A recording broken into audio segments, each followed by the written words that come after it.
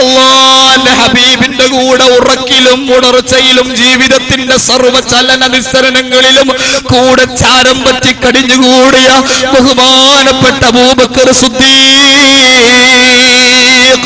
റളിയല്ലാഹു അൻഹു തിരുനബിയെ കുറിച്ച് പറയുന്നത് അവിടുന്ന് റസൂലാണ്.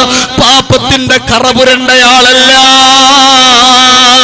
കണ്ണുകൊണ്ടൊരു തെറ്റും കണ്ടിട്ടില്ല, അവിടുന്ന് നാക്കുകൊണ്ടൊരു കളവും പറഞ്ഞില്ല, ജീവിതത്തിൽ ഒരു തെറ്റും അവിടുന്ന് സംഭവിച്ചില്ല. ലാ യന്തിഖു അനിൽ ഹവാ ഇൻ ഹുവ ഇല്ലാ വഹ്യുൻ യൂഹാ. അല്ലാഹുവിന്റെ പ്രത്യേകമായ പ്രൊട്ടക്ഷനിലും പരിചരണത്തിലും കഴിഞ്ഞുകൂടിയ മുത്തുനബി. എന്റെ പ്രിയപ്പെട്ട സഹോദരായി മുസ്ലിം ഉദ്ധരിക്കുന്ന ഹദീസ് കാണാം. അല്ലാഹുവിന്റെ ഹബീബ് ദിനേന 70 തവണ ഇസ്തിഗ്ഫാർ നടത്താറുണ്ടായിരുന്നു. ജീവിതത്തിൽ ഒരു തെറ്റെന്ന് പറയാൻ പറ്റുന്ന ഒന്നും സംഭവിക്കാത്ത തിരുനബി പടച്ച റബ്ബിന്റെ മുമ്പിൽ ദിനേന 70 തവണ ഇസ്തിഗ്ഫാർ നടത്താറുണ്ട്. അല്ല 100 തവണ നടത്താറുണ്ട്. അർദ്ധരാത്രി എണീറ്റ് നിസ്കരിച്ച് അവിടുത്തെ പാദങ്ങളിൽ ഇരു പാദങ്ങളിലും നീര് വന്ന് വീർത്ത് മുട്ടി പ്രയാസപ്പെടുന്ന ഘട്ടത്തിൽ മഹതിയായ ആയിഷത്ത് തുഹ്റ ചോദിക്കുന്നു, പ്രവാചകരെ, അങ്ങല്ലയോ സ്വർഗത്തിന്റെ ഉദ്ഘാടകൻ, ആദ്യമായി സ്വർഗത്തിൽ കടന്നു പോകേണ്ടയാൾ അവിടുന്നല്ലയോ? എന്തിനീ അർദ്ധരാത്രി ഇത്ര പ്രയാസപ്പെട്ട് ആരാധന നടത്തണമെന്ന് ചോദിക്കുമ്പോ അഫലാ അകൂന അബ്ദൻ ശകൂറാ,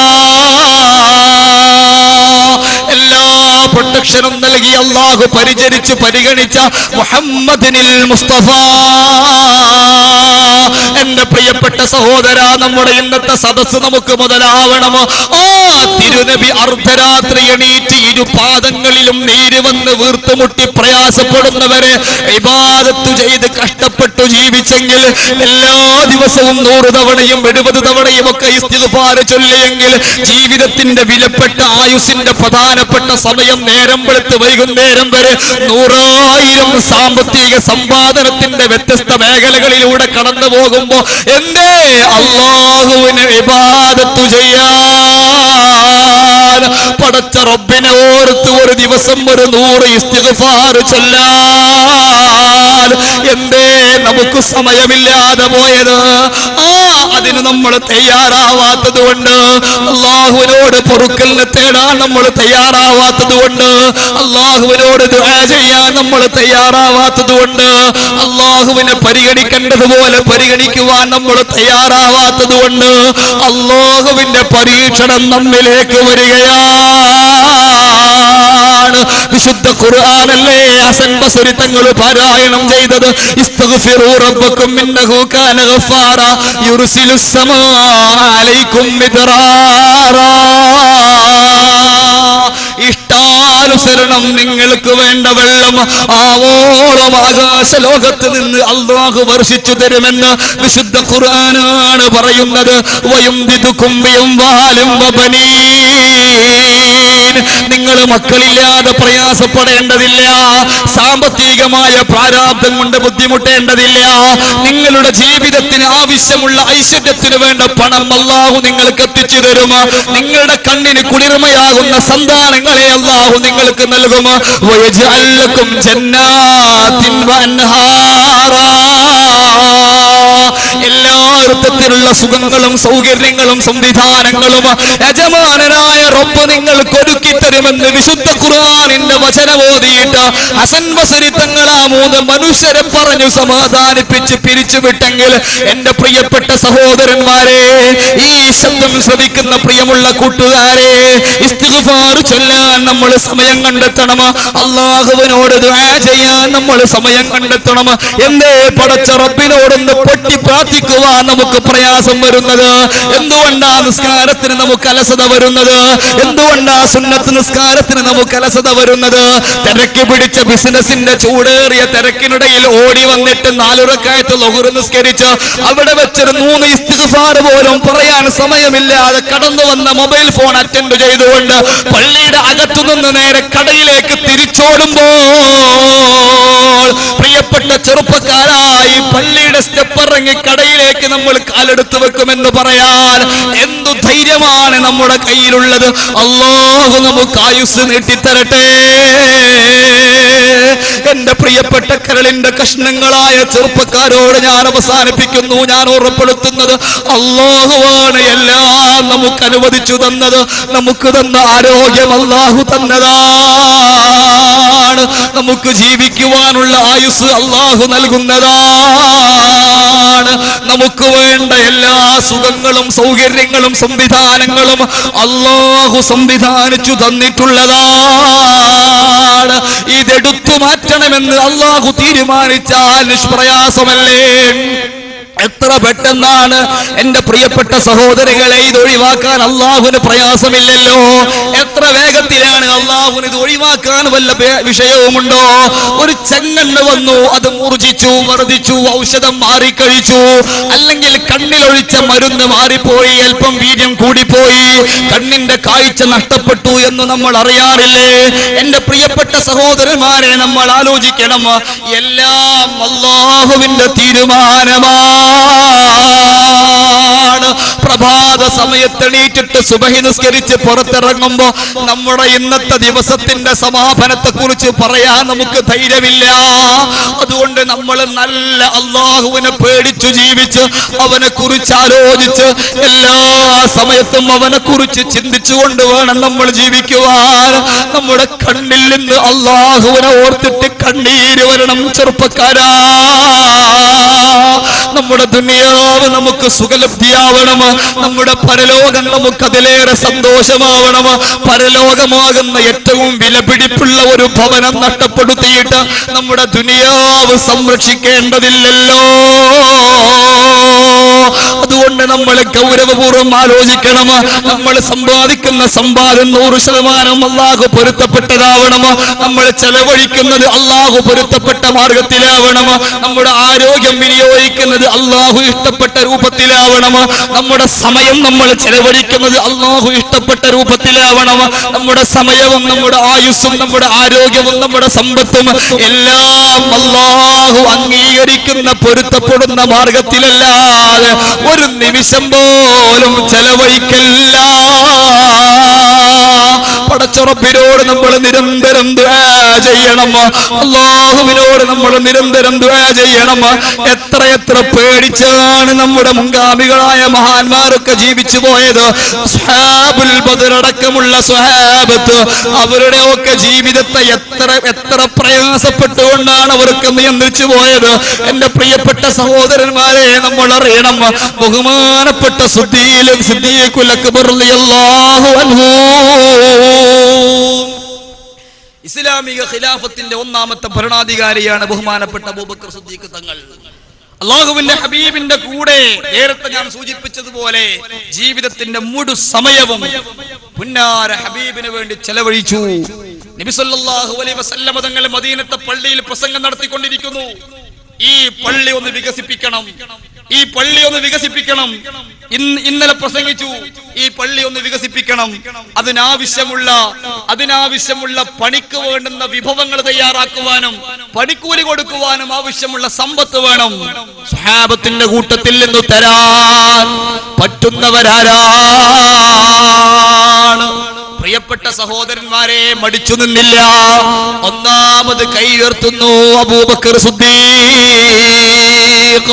റളിയല്ലാഹു അൻഹു. പണം ഉണ്ടായതുകൊണ്ടല്ല, നമ്മൾ മനസ്സിലാക്കണം, ഇസ്ലാമിലേക്ക് കടന്നു വരുന്ന സമയത്ത് സിദ്ദീഖ് തങ്ങളുടെ സമ്പാദ്യം എത്രയാണെന്നറിയോ നിങ്ങൾ? ആ അറേബ്യൻ രാജ്യത്തെ ഏറ്റവും വലിയ സമ്പന്നനും പ്രമാണിയും ധനികനും ബഹുമാനപ്പെട്ട അബൂബക്കർ സിദ്ദീഖ് തങ്ങളാണ്. ആ മക്കയിലെ ഏറ്റവും വലിയ വ്യാപാരിയും മികച്ച വ്യവസായ പ്രമുഖനുമാണ് അബൂബക്കർ സിദ്ദീഖ് തങ്ങൾ. ഏക്കറക്കണക്കിന് പരന്നു കിടക്കുന്ന ഈത്തപ്പഴത്തോട്ടങ്ങൾ, ഒരുപാട് ഒട്ടകക്കൂട്ടങ്ങളുടെ ഉടമസ്ഥനാണ്, മികച്ച ഒരു വ്യാപാരിയാണ്, വ്യവസായ പ്രമുഖനാണ്. അങ്ങനെയുള്ള സിദ്ദീഖ് തങ്ങൾ അല്ലാഹുവിന്റെ ഹബീബിന് വേണ്ടി, പരിശുദ്ധ ഇസ്ലാമിന്റെ നിലനിൽപ്പിന് വേണ്ടി തന്റെ സമ്പത്ത് മുഴുവനും ചെലവഴിക്കുന്നു. രണ്ടാമത്തെ ദിവസം തിരുനബി ചോദിക്കുന്നു, ഇന്ന് സമ്പാദിച്ച സംഭാവന തരാനുള്ളവരാരാണ്? ഇന്ന് ഇവിടെ കഷ്ടപ്പെടുന്ന മുത്തഅല്ലിമുകൾക്ക് ഭക്ഷണം കൊടുക്കാൻ, വീട്ടിൽ കൊണ്ടുപോയി ഭക്ഷണം കൊടുക്കാൻ പറ്റുന്ന ആളുകളാരാണ്? ആദ്യമായി കൈയുയർത്തുന്നു അബൂബക്കർ സിദ്ദീഖ്. മടികൂടാതെ തന്റെ സമ്പത്തിന്റെ നിശ്ചയിക്കപ്പെട്ട വിഹിതം നാട്ടിലെ പാവങ്ങൾക്ക് വേണ്ടി, വിധവകൾക്ക് വേണ്ടി, മുത്തഅല്ലിമുകൾക്ക് വേണ്ടി, അനാഥകൾക്ക് വേണ്ടി, പള്ളിക്ക് വേണ്ടി, അനാഥാലയങ്ങൾക്ക് വേണ്ടി, ഇൽമിന് വേണ്ടി, ഇസ്ലാമികമായ മജ്‌ലിസുകൾക്ക് വേണ്ടി ചെലവഴിക്കാൻ മുൻപന്തിയിലുണ്ടായിരുന്ന അബൂബക്കർ സിദ്ദീഖ് തങ്ങൾ, എന്റെ പ്രിയപ്പെട്ട സഹോദരാ, വലിയ വലിയ വ്യാപാരിയും വലിയ പ്രമാണിയും ധനികനും സമ്പന്നനുമായ അബൂബക്കർ സിദ്ദീഖ് തങ്ങൾ വഫാത്താകുന്ന സമയത്തുള്ള സാമ്പത്തിക ശേഷി എത്രയാണെന്നറിയോ? നിങ്ങൾ നമ്മൾ മനസ്സിലാക്കണം. ബഹുമാനപ്പെട്ട സിദ്ദീഖുൽ അക്ബർ റളിയല്ലാഹു അൻഹു വഫാത്താകുന്ന സമയത്തതാ അവിടുന്ന് മരണപ്പെട്ട് കിടക്കുന്ന സമയത്ത് അവിടുത്തെ മയ്യത്ത് കെട്ടിമൂടാൻ ആവശ്യമുള്ള കഫൻ കുടക്ക് വേണ്ട പണം പോലും സ്വന്തം അക്കൗണ്ടിലില്ല. അറേബ്യയിലെ ഏറ്റവും വലിയ വ്യാപാരിയും വ്യവസായ പ്രമുഖനും ധനികനും സമ്പന്നനും മുതലാളിയുമായ പ്രമാണിയായ കുബേരനായ അബൂബക്കർ സിദ്ദീഖ് തങ്ങൾ വഫാത്താകുമ്പോ അവിടുത്തെ മയ്യത്ത് കെട്ടിമൂടാൻ ആവശ്യമുള്ള 3 കഷ്ണം കഫൻ കുടക്കുള്ള പണം പോലും അവിടുത്തെ അക്കൗണ്ടിലില്ല. പരിശുദ്ധമായ ദീനുൽ ഇസ്ലാമിന്റെ നിലനിൽപ്പിന് വേണ്ടി പണം മുഴുവനും ചെലവഴിച്ച് ഒരു ഇത്തിരി പണം പോലും കയ്യിലില്ലാതെ വഫാത്താകുന്ന സിദ്ദീഖുൽ അക്ബർ. പ്രിയപ്പെട്ട സഹോദരന്മാരെ, നമുക്ക് പാഠമാണ്. ഇസ്ലാമിക ഖിലാഫത്തിലെ, ഇസ്ലാമികമായ സമൂഹത്തിലെ അല്ലാഹുവിന്റെ റസൂലിന്റെ സ്വഹാബത്തിലെ പ്രധാനപ്പെട്ട സ്വഹാബിയാണ് ഹംസത്തുൽ കറാർ. നമ്മൾ അറിയണം പ്രിയപ്പെട്ട സഹോദരന്മാരെ, ബഹുമാനപ്പെട്ട തങ്ങൾ അവர்கள் കടന്നു വരുന്നുണ്ട്. നമ്മൾ അറിയണം പ്രിയപ്പെട്ട സഹോദരന്മാരെ, മഹാന്മാരായ അല്ലാഹുവിന്റെ റസൂലിന്റെ പ്രിയപ്പെട്ട സ്വഹാബത്ത്, ആ സ്വഹാബത്ത് പരിശുദ്ധ ഇസ്ലാമിന് വേണ്ടി അവരുടെ സമ്പത്ത് മുഴുവൻ വലിച്ചെറിഞ്ഞു, ആരോഗ്യം മുഴുവൻ അതിനു വേണ്ടി ചെലവഴിച്ചു. ഞാൻ അവസാനിപ്പിക്കുകയാണ്. ബഹുമാനപ്പെട്ട ഹംസത്തുൽ കറാർ ഇസ്ലാമിക സമൂഹത്തിൽ സ്വഹാബാക്കൾക്ക് എന്നും ആവേശമായിരുന്ന ബഹുമാനപ്പെട്ട ഹംസത്തുൽ കറാർ നമ്മൾ പഠിക്കണം. ഉഹദിന്റെ രണഭൂമിയിൽ ബഹുമാനപ്പെട്ട അബൂബക്കർ, ബഹുമാനപ്പെട്ട ഹംസത്തുൽ കറാർ തങ്ങൾ ശത്രുവിനോട് മല്ലിട്ടുകൊണ്ടിരിക്കുകയാണ്. നമ്മൾ മനസ്സിലാക്കണം, ശത്രുവിനോട് മല്ലിട്ടുകൊണ്ടിരിക്കുന്ന സമയത്ത് അതാ ഒളിഞ്ഞു നിന്ന് വിഷത്തിലൂട്ടപ്പെട്ട ചാട്ടുളി കൊണ്ട് ഒരാൾ അല്ലാഹുവിന്റെ റസൂലിന്റെ പ്രിയപ്പെട്ട സഹോദരൻ ഹംസത്തുൽ കറാറിന്റെ നേർക്ക് ചാട്ടുളി പ്രയോഗം നടത്തുകയാണ്. വിഷത്തിലൂട്ടപ്പെട്ട ചാട്ടുളി നെഞ്ചത്ത് വന്ന് പതിച്ച് നിലം പതിച്ച് വീഴുന്ന ബഹുമാനപ്പെട്ട ഹംസത്തുൽ കറാർ തങ്ങൾ ആ സ്വഹാബിയുടെ ശരീരത്തിലേക്ക് ഓടി വന്നവിടുത്തെ വയറ് കീറി കരളെടുത്ത് ചവച്ചു തുപ്പിയ രംഗം പ്രിയപ്പെട്ട സഹോദരന്മാരെ നമുക്കറിയുന്നതാണ്. ഞാൻ പറയട്ടെ, നാളെ മഹ്ശറിലേക്ക് വരുമ്പോ നിന്റെ സമ്പത്ത് എന്ത് ചെയ്തു എന്ന് അബൂബക്കർ സിദ്ദീഖ് തങ്ങൾ വിശദീകരിക്കുമ്പോ, നിന്റെ അധികാരം എന്ത് ചെയ്തു എന്ന് ചോദിക്കുമ്പോ ഉമറുൽ ഫാറൂഖ് അതിന്റെ നന്മ വിശദീകരിക്കുമ്പോ, ബഹുമാനപ്പെട്ട ഹംസത്തുൽ കറാർ നിന്റെ ആരോഗ്യവും നിന്റെ ആയുസ്സും എന്ത് ചെയ്തു എന്ന് ചോദിക്കുമ്പോ, ഉഹദിൽ കടിച്ച് തുപ്പിയ കരളും കയ്യിൽ പിടിച്ച് രക്തമുറ്റുന്ന കയ്യുമായി നാളെ മഹ്ശറിലേക്ക് ഹംസത്തുൽ കറാർ കടന്നു വരുമ്പോൾ, പ്രിയപ്പെട്ട ചെറുപ്പക്കാരാ, ഇന്ന് വയത് പറയുന്ന ഞാൻ, വിനീതനായ ഞാൻ എത്ര തവണ ഇതൊക്കെ പറഞ്ഞവരാണ്. എന്റെ മനസ്സിനൊരു മാറ്റം വരാതെ പോയത്? നമ്മളൊക്കെ എത്രയോ തവണ ഇതൊക്കെ കേട്ടവരാണ്. എന്തേ നമ്മുടെ മനസ്സിനൊരു മാറ്റം വരാതെ പോയത്? ഇന്നു രാത്രി ഖുതുബിയത്ത് കഴിഞ്ഞ്, പ്രാർത്ഥന കഴിഞ്ഞ്, ബഹുമാനപ്പെട്ട സയ്യിദ് അവറുകളുടെ നേതൃത്വത്തിലുള്ള ആ ഇജാബത്തുള്ള പ്രാർത്ഥനയും കഴിഞ്ഞ് വീട്ടിൽ പോയതിന്റെ ശേഷം കിടന്നുറങ്ങുമ്പോ നമ്മൾ നെഞ്ചത്ത് കൈവച്ചുകൊണ്ട് ആലോചിക്കണം, എനിക്ക് പടച്ച റബ്ബ് അനുവദിച്ചു തന്ന സമ്പത്തിൽ നിന്ന് എത്ര വിഹിതം ഞാൻ അല്ലാഹുവിന് വേണ്ടി ചെലവഴിക്കുന്നു. എനിക്ക് അല്ലാഹു ഔദാര്യമായി നൽകിയിട്ടുള്ള കാഴ്ചയും കേൾവിയും സംസാരവും, എനിക്ക് അല്ലാഹു നൽകിയിട്ടുള്ള എല്ലാ പടച്ച റബ്ബിന് വേണ്ടി ഞാൻ എത്ര സമയം ചെലവഴിച്ചു, എങ്ങനെ ചെലവഴിച്ചു, ഏതൊക്കെ തരത്തിൽ ചെലവഴിച്ചു എന്നതിനെ കുറിച്ച് കാര്യമായ ഒരു വിചാരണ നടത്താൻ പ്രിയപ്പെട്ട സഹോദരന്മാരെ നമുക്ക് കഴിയണം. ചെന്നു കടക്കാനുള്ള ഖബറിനെ കുറിച്ച് നമ്മൾ ആലോചിക്കണം. മരണപ്പെടുന്നതിന്റെ മുമ്പ് ഖബർ കുടിച്ചിട്ട് ഖബറിൽ ഇരുന്ന് 40 തവണ പരിശുദ്ധ ഖുർആൻ ഖത്മ തീർത്ത് പാരായണം ചെയ്തതിന്റെ ശേഷമാണ് നഫീസത്തുൽ മിസ്രിയ റളിയല്ലാഹു അൻഹാ ഇഹലോകവാസം വെടിയുന്നത്. ചരിത്രത്തിൽ കഴിഞ്ഞുപോയ മഹാന്മാര് മുഴുവൻ അവരുടെ ആഖിറത്തിന്റെ കാര്യത്തിൽ പേടിച്ചു പോയവരാണ്.